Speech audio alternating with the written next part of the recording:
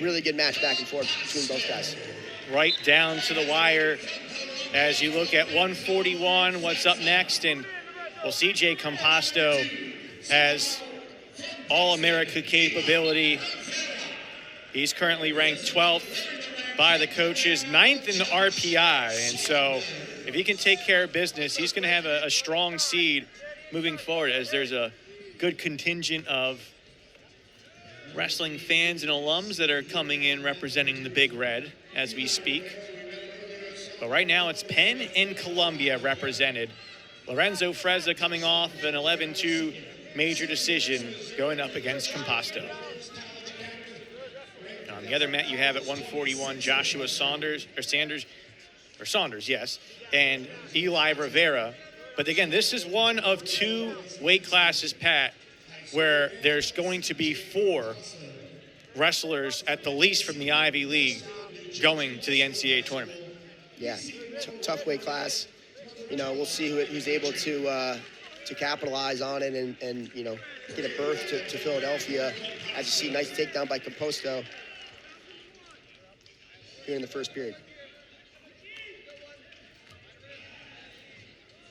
Well, it's been a dominant showing for the senior CJ Composto, who's 22-3 this year. And it's been tough to defeat him. He's won his last 9 matches, won all 7 matches against an Ivy League opponent. Successful at Midlands this year, and grabbed his title at Midlands by sudden victory. That's one that happened a while back, very late in December, but one that shows the mentality that Composto has in huge matches that could be key down the line come Philadelphia time. Yeah, absolutely. You know, I can't stress enough how important it is to get good competition early on in the year and throughout the year. And, you know, to pick up a Midlands title, it's got to give you some confidence to say, you know, I can wrestle with the best of them and compete in that tournament, you know, setting an environment. How about Frezza turning this into a scramble? This is just his 5th match of the year, but 4-0. And as he mentioned during his first round victory, really was the spark to flip things around for Columbia late in the duels campaign, but also, again, a first-year coaching staff. And it's always interesting to see when the coaches hit their stride with the wrestlers in terms of everyone understanding the message and being on the same page in that dynamic. Yeah, absolutely. You want to be clicking on all cylinders. Theoretically, we have 4 wrestlers that'll be in Philadelphia, potentially, again, not locked in, but potentially right now as Eli Rivera and Josh Saunders are going at it on the other mat. No score in that one. This one through 1 as CJ Composto with the lead. As we look again at the bracket, there's still a chance Oswald or Frenzy, who lost in the first round, to get back into it. But this is a chance to see the Ivy League champion at 141. And again, we're so excited to see how this weight class continues out. Frezza battled tough, got the escape. He begins on top, but he is going to have to find a way to get some magic going when the two are on their feet, as Composto prevents the mat return. Just slipped out, broke free, makes it 4-1. Yeah, Composto impressed me his freshman year. He beat a lot of really good guys to become an All-American, and really shocked, you know, a lot of people, which is always fun to do at the national tournament when you prove some people wrong, bust some brackets, so to speak. So, you know, it's really cool to see him out here. He's, you know, looked very dominant throughout the whole year, and, you know, fittingly the 1 seed. And very much can come full circle after that freshman All-America run. He is, again, at his best in his senior campaign. With the lead here, Frezza is trying to rip himself free and maybe go for a shot. Goes for it again, well defended. And credit to the Columbia grappler here, dealing with injury for a heavy majority of the season. Got healthy at just the right time and hasn't looked back. It's such a tough spot to come in late in February and then try to get yourself geared up for March. Yeah, absolutely. You know, it's a long season.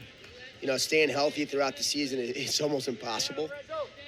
You just want to be ready to compete and, feeling as good as you possibly can. We talked a little bit about it earlier, but being just, 60%, 70%, 80%, whatever you possibly can be, and just being ready to wrestle, and not really worrying about what you can't control, which is stuff like your injuries, right? You can control your mentality, your confidence level, energy level, warm up, all that good stuff. Frezza trying for something late here. Composto keeps the shoulders forward. And short time's over in period number 2. Still within a takedown. And Frezza has the choice. It's an obvious one. Beginning on the bottom, Pat, he's got about 40 seconds to get free. If he does, he may be able to grab the lead on his feet. Yep, mat wrestling. Likely to be the difference maker yet again, as we've talked about a bunch this year. We saw it be the difference at 133 in the victory by the top seed, Tyler Ferrara. The escape is good for Frezza. Now deep in on a shot. Composto getting hold of that left leg. He'll look for control and a turnaround to make it a 7-2 lead. Gets Frezza high, trying to keep that strong base, but the sweep is good. CJ Composto now leads 7-2. Yeah, just building to his lead. He looks calm, cool, composed, and, like a seasoned veteran that he is. Business per usual for the senior. As the 141s in the semis battling it out. With 4 bids, the 2 winners locked in Philly, and there's a ton of chanting for the other match that's tied at 1 between Saunders and Rivera in the 3rd period.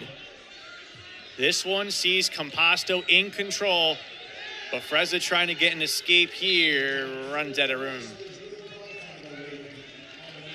Yeah, I think the hardest thing is when you're calling one match and the other one's going down to the wire, and it's a lot of stimulus. The